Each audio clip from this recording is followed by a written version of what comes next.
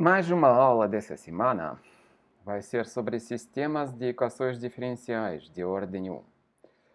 Essa aula é muito importante para entender como é que tratar sistemas. A gente vai considerar somente duas equações de ordem 1 no sistema. A gente vai introduzir o que é espaço da fase e função de Lyapunov. Duas coisas mais importantes na sua vida, talvez, se você vai estudar engenharia ou ciências naturais, né? Física, por exemplo, muito importante saber disso. Então, vamos ver o que nós vamos estudar. Então, nós vamos considerar um sistema de duas EDOs de primeira ordem, certo? No caso geral, duas EDOs de primeira ordem, um sistema, vai ser uma equação desse jeito, sistema de equações desse jeito. Se pegar cada uma equação, no lado esquerdo, por exemplo, aqui tem derivada sobre t do x, certo? Mas aqui tem x, t, mais tem y, né? E y é uma outra variável, terceira para essa equação. Quer dizer, os casos que a gente considerou até agora, eram duas variáveis aqui na função, agora é três. Então, deveria ser dada outra equação, ou uma função que define y. Então, y é definida pela outra equação diferencial. Também derivada sobre t, aqui também é uma função outra g, também das três variáveis. Então, a equação em um sistema de duas equações de primeira ordem, no caso geral é isso aqui. Se fosse mais variáveis aqui, por exemplo, z apareceu, né, vai ter mais de uma equação para z, né, que também outra função de x, y, z de t. Então, daí para mais casos mais complexos, né? Mas a gente vai considerar somente duas equações. Por quê? É um caso simples e também um caso que dá para construir os gráficos de espaços da fase que a gente vai ver nessa aula. Tudo bem? Então, esse sistema. Como é que resolve esse sistema? Para resolver uma equação, se não fosse y aqui, a gente precisa solução geral com uma constante arbitrária, para fazer uma condição inicial. Quando tem duas equações diferenciais, cada uma tem sua condição inicial, então precisa duas constantes arbitrárias, C1, C2. Então, a solução geral para o sistema 1 pode ser dada nessa forma, certo? Onde tem duas constantes para satisfazer duas condições iniciais, esse aqui e esse aqui, onde x0 e y0 são dados e um t0 também dado, certo? Vamos considerar um exemplo muito famoso. Talvez se você vai estudar biologia depois, você vai ver esse sistema. O sistema se chama de Lotka-Volterra. Ela tem essa forma aqui. Esse sistema descreve duas populações, x e y, onde x é uma presa e y população de um predador dessa presa. Por exemplo, pode ser peixe presa e peixe predador, ou não sei, um animal predador como lobo e um coelho aqui, né? Certo?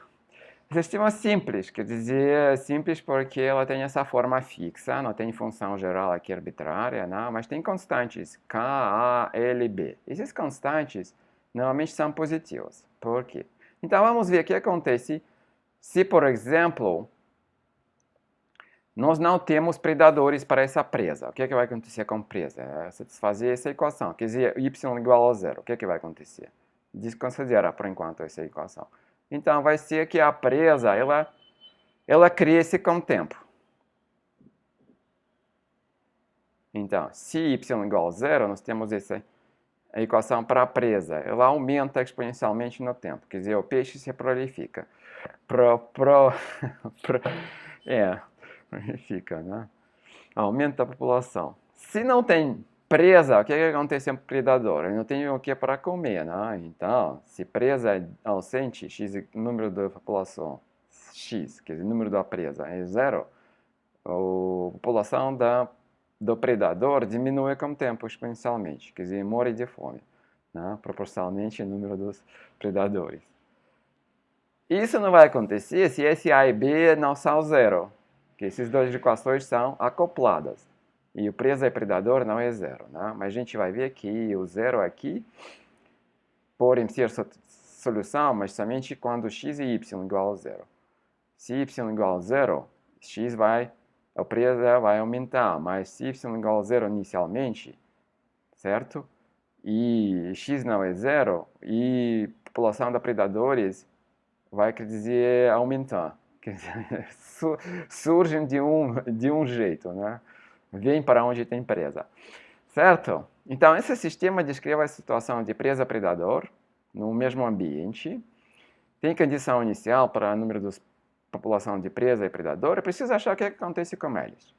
E o T aqui é o tempo. Tem a interpretação do tempo. Certo? Vamos ver, então, como é que resolve esse sistema. A gente não vai resolver esse sistema, a gente vai introduzir conceitos que descrevam o que acontece com duas populações. E um conceito importante que a gente vai introduzir é o conceito de espaço da fase. Quer dizer, o que é espaço da fase? Espaço da fase é espaço de variáveis dependentes para um sistema. Então, por isso que a gente considera sistemas de duas variáveis dependentes. Porque, nesse caso, o espaço da fase é um plano. Um plano, nesse caso, do x e y. Certo? Esse é o nosso sistema de Lotka-Volterra. Então, o espaço da fase é o plano xy. É aqui.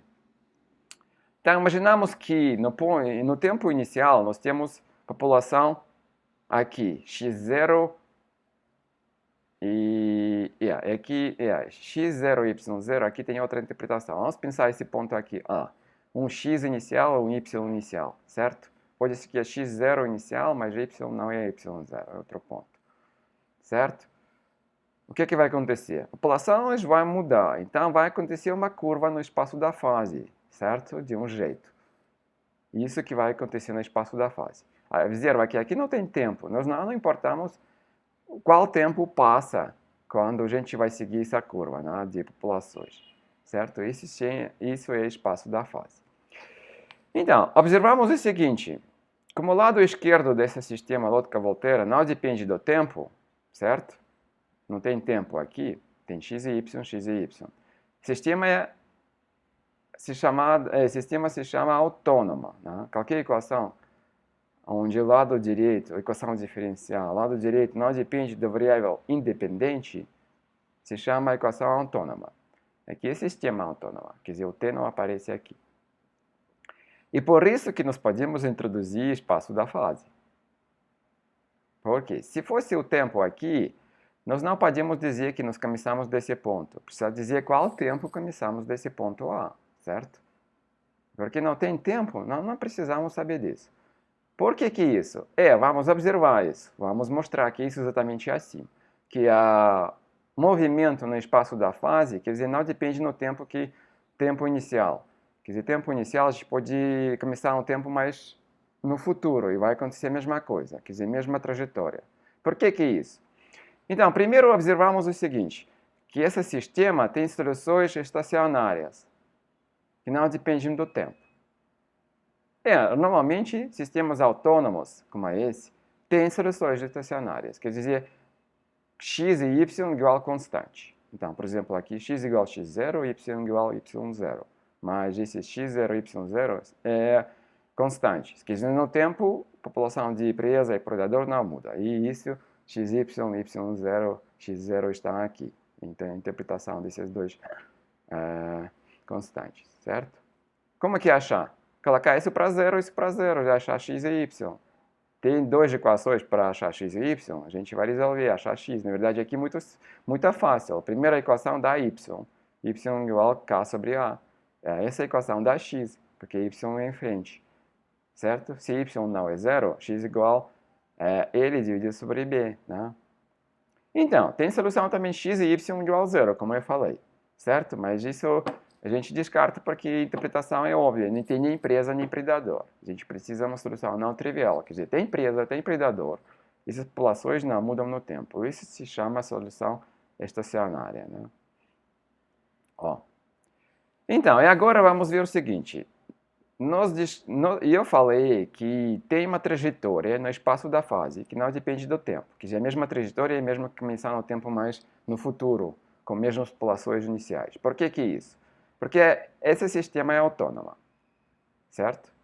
E o que fazer com o sistema autônomo? A gente pode excluir o tempo e obter uma equação somente no espaço da fase. Isso é importante, esse passo. Como é que fazer isso? Dividir uma equação por outra. Fazemos isso. E essa ração é esse diferencial, né? Dividido por esse, porque dt cancela. E pegamos lá dos direitos e nós temos essa ração, que também não depende do tempo.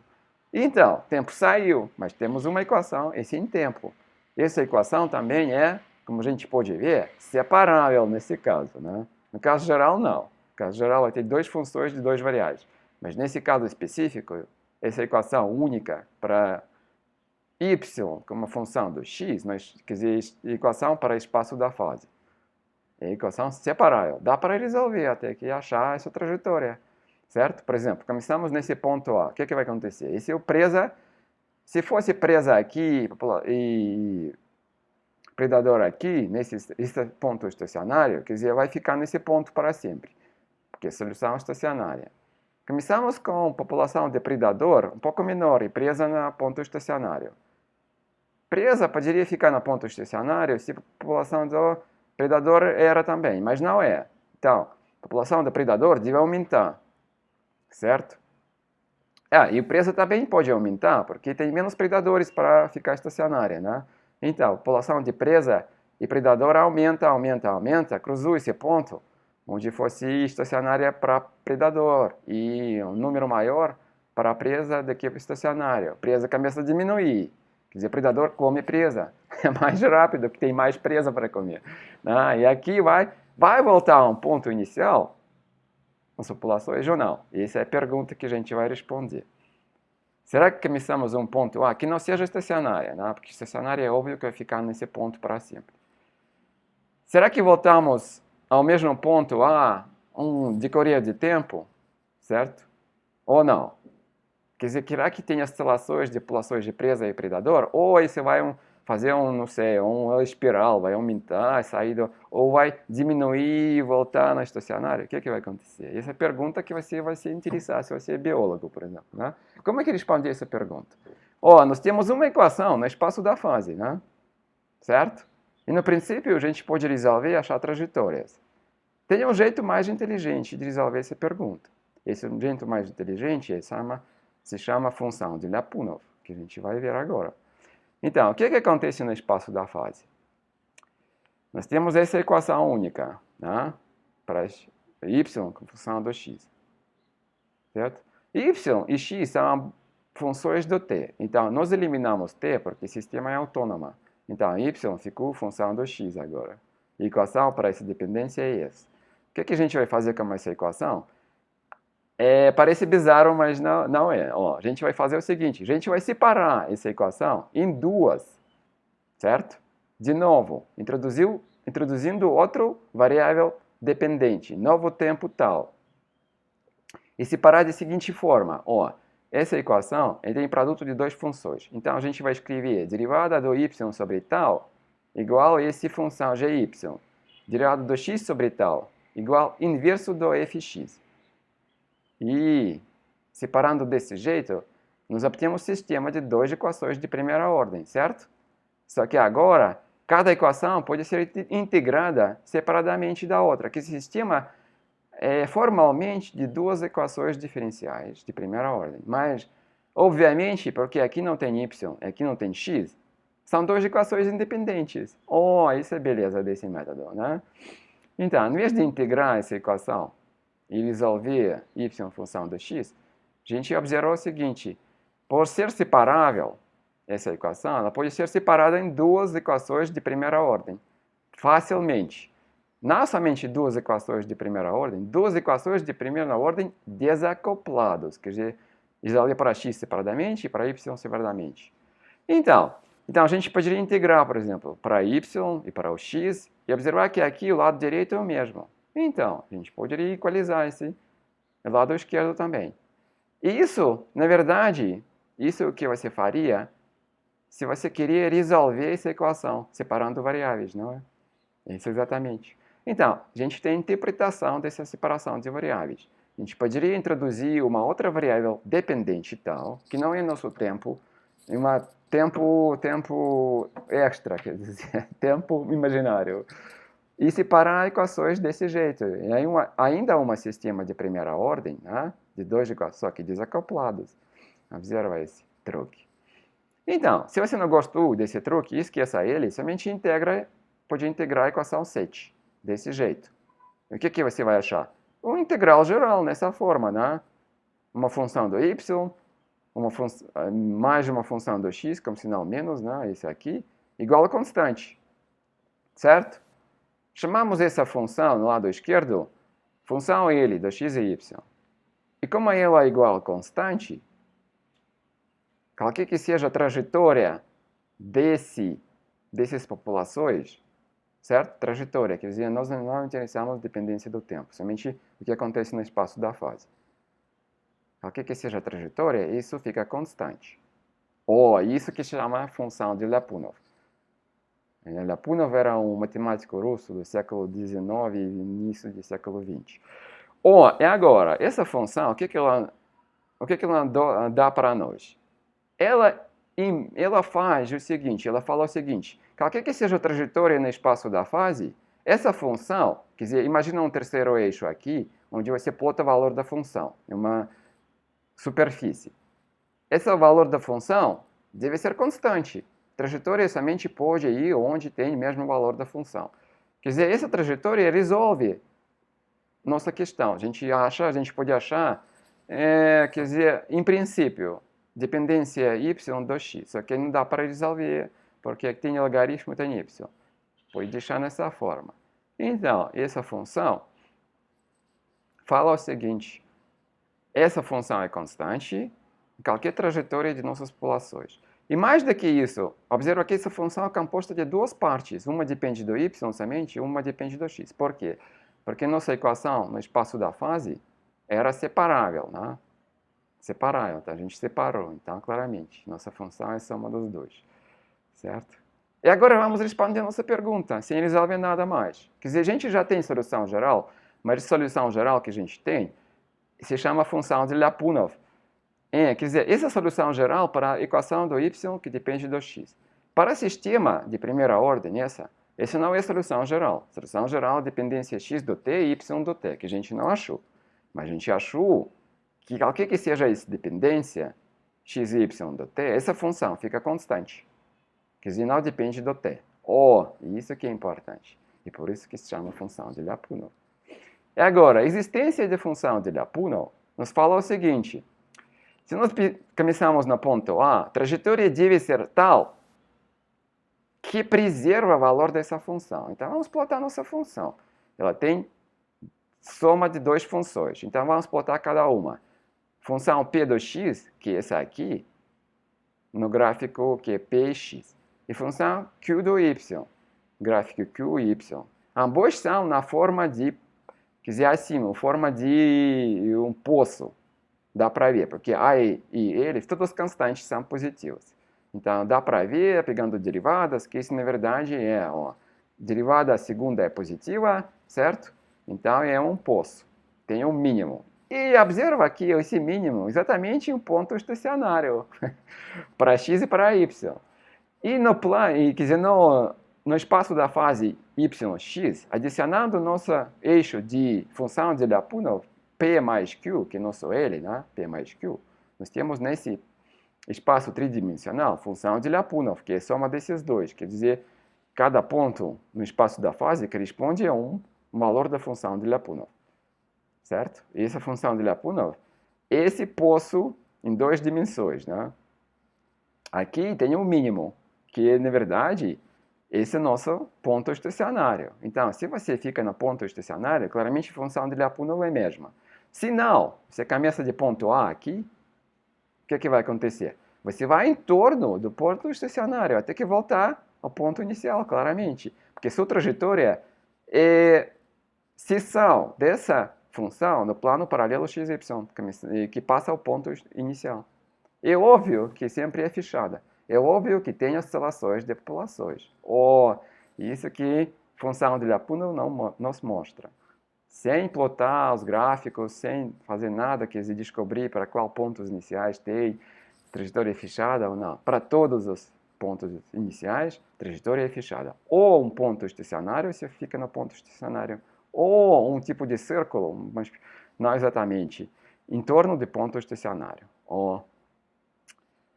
Tudo bem? Então, isso era o sistema de Lotka-Volterra, que talvez a gente não vai encontrar se você vai estudar física ou engenharia, mas você vai encontrar o oscilador harmônico. Então, vamos ver exemplo do oscilador harmônico, que é uma equação de segunda ordem, desse jeito, né? Então, o que é oscilador harmônico? Imagina uma massa pendurada numa mola, e você estica a mola e deixa, tá? E a massa vai oscilar. Então, a equação que vai descrever a oscilação quer dizer, a extensão da mola é essa equação aqui. Tem um parâmetro só que é a frequência das oscilações. Então, por quê? Porque a solução dessa equação, como é fácil ver, tem essa forma. O seno ou cosseno a gente pode colocar. Aqui tem dois parâmetros arbitrários. A, que é amplitude, e φ, que é fase. Que a gente sai para sistema de segunda ordem. Nessa aula a gente viu, precisa de duas constantes arbitrárias. Então, constantes aqui, A e φ. Então, se substituir aqui, segundo derivado do cosseno, é menos cosseno multiplicado exatamente por v quadrado, que vai cancelar isso aqui. Então, é a solução, certo? Mas não é isso que a gente quer. A gente quer introduzir espaço da fase para essa equação de segunda ordem. Como é que faz isso? A gente precisa tornar essa equação de segunda ordem em sistema de duas equações de primeira ordem. Isso é mais fácil de fazer. Como? Introduzir outra variável y dependente, que simplesmente seja a primeira derivada. Então, quer dizer, nós anotamos a primeira derivada do x sobre t como variável outra y. Certo? E agora, podemos escrever a segunda equação, é o seguinte, derivada do y sobre t igual a menos v quadrado, ômega quadrado no x. Então, esse sistema agora é de primeira ordem, certo? Não é, quer dizer, não é do mesmo jeito como a gente tinha para o sistema de Lotka-Volterra, né? Que é um pouco mais complicado, mas é simples, mas é sistema de primeira ordem. Então, observa que também esse sistema é autônomo, quer dizer, não tem dependência do tempo no lado esquerdo. Então, a gente pode introduzir espaço da fase. Como é que faz? Dividir uma equação para outra. E isso talvez você nunca viu para oscilador harmônico, esse procedimento. Se fazer isso, a gente tem uma equação no espaço da fase. E essa aqui, também separável nesse caso, né? Dá para integrar facilmente, né? A gente tem uma solução geral, quer dizer, integral geral dessa equação no espaço da fase, independência do y sobre x, que pode ser chamada função de Lyapunov. Por quê? Porque se nós temos uma trajetória que começa no tempo igual a zero, certo? Nesse ponto e ponto aqui, o valor dessa função, ao longo da trajetória, vai ser o mesmo. Então, nossa solução é esse c, na verdade, o valor no ponto inicial, certo? Solução geral, no espaço da fase, é isso. Por que isso é importante? Olha, a interpretação do oscilador harmônico é o seguinte, essa derivada aqui, se multiplicar, então, essa é a coordenada do oscilador, da massa. Se multiplicar, de uma massa, se multiplicar por massa, esse é o momento linear da massa, certo? Então, y é momento linear. Aqui, massa igual a 1, certo? Então, essa é a equação para o momento linear, certo? Que é a definição do momento linear, porque y é a definição do momento linear. Aqui, massa de x sobre t, massa igual a 1 nesse caso. E a segunda equação é a equação de Newton. Quer dizer, tem força de Hooke, né, proporcional ao deslocamento, que muda o quê? O momento linear, certo? Então, o espaço da fase, nesse caso, é dependência do momento linear da coordenada do oscilador, certo? E a função de Lyapunov aqui é a energia se preserva, não tem atrito nessa equação, quer dizer, não tem um termo que é proporcional à derivada primeira, né? Quando a gente estudar equações de segunda ordem, a gente vai adicionar também um termo proporcional à primeira derivada, que isso vai ser atrito. Aqui não tem atrito, né? E por isso essa energia conserva, né? Isso, na verdade, é uma energia, um momento quadrado sobre 2 massa igual a 1, e aqui a energia potencial do oscilador. Então, a interpretação da função de Lyapunov, nesse caso, é energia. Mas já observa o seguinte, qualquer função desse conjunto também é função de Lyapunov. Por quê? Porque ela fica constante. Se isso fica constante, Qualquer função disso fica constante. Tem número infinito de funções de Lyapunov, certo? É só uma energia. Tudo bem. Então, vamos ver essa equivalência de sistema de IDOs de primeira ordem, duas equações nesse caso, a gente considera, e uma equação de ordem superior, nesse caso, ordem 2, porque tem duas equações de primeira ordem. Como é que mostrar essa equivalência no caso geral? Então, imagina, se nós temos uma equação de segunda ordem, como, por exemplo, essa aqui mais complexa, aqui tem termo que depende da primeira derivada, função mais complexa do x e t, o que fazer? A mesma coisa, mesmo procedimento, introduzir y, certo? E segunda derivada se torna derivada sobre y. Primeira derivada a gente tem como y, então vai ser a equação de primeira ordem, que tem derivada do y, tem y, mas tem x e t talvez, né? Então vai ter sistema de duas equações. Então, desse sentido é mais fácil, de uma equação de segunda ordem para x achar sistema. Se tem sistema de duas equações de primeira ordem, no caso geral, ó, funções f e g são arbitrárias, como é que achar uma equação de segunda ordem que é equivalente a esse sistema, que é o inverso que nós fizemos para o oscilador harmônico. E o que nós não fizemos para a lógica Volterra, mas tem pergunta para vocês no final dessa aula, para vocês achar essa equação. Então, temos sistema de primeira ordem. Pergunta, qual é a equação de segunda ordem equivalente a esse sistema? Vamos achar. Então, vamos pegar a derivada dessa equação. Se nós precisamos de equação de segunda ordem para x. E nós temos o seguinte, derivamos toda a equação. Temos isso como derivada do lado direito, né? Certo? Agora, substituímos para a derivada do y sobre t, essa parte aqui. E nós temos isso. Observa que ainda tem y. Então, a equação para x não é fechada, quer dizer, depende ainda do y que estranha esse x. Deve ter uma x e uma variável independente que t, uma variável dependente x, na equação de segunda ordem. Mas tem y. O que fazer com y? Mas tem essa equação ainda, onde tem derivada do x e tem y. Resolver para y, substituir aqui. Então, de princípio, isso pode ser feito. Quer dizer, essa função pode ser, essa dependência z igual a f x, y, pode ser invertida, a gente pode achar no princípio, né? Praticamente nem sempre é possível se resolver essa função, é muito complexa. Achar y como função do z de x, onde z, na verdade, é a nossa derivada do x sobre t. Então, nós temos y como função de duas variáveis, derivada do x sobre t e x.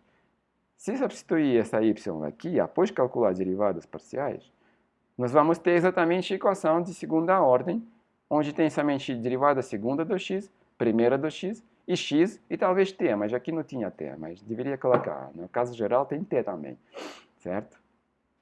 Isso é a equação de segunda ordem, onde y igual a isso, que é equivalente a esse sistema de dois equações de primeira ordem. Então, é por isso a equação de segunda ordem sempre necessita duas constantes arbitrárias, como o sistema de primeira ordem.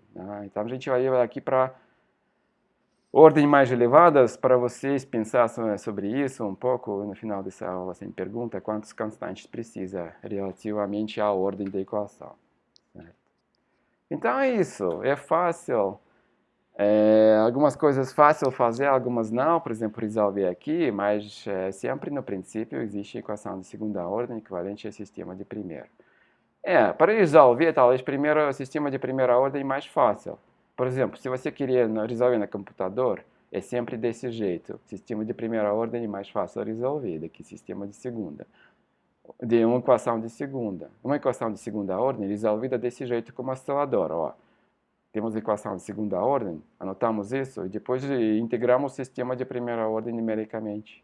Então, é por isso essa relação é muito importante. Tudo bem? Então, vamos considerar um exemplo, para vocês entenderem melhor o que a gente fizemos em cima. Vamos achar uma equação de segunda ordem equivalente a esse sistema específico. Também autônoma, né? Mas poderia ser t também aqui. Quer dizer, não é somente para sistemas autônomos que esse equivalente. Equivalência vale. Para sistemas que não autônomos, aqui tem tempo, também é. Então, o que fazer? Vamos derivar essa equação. Nosso f é isso, nosso g é isso.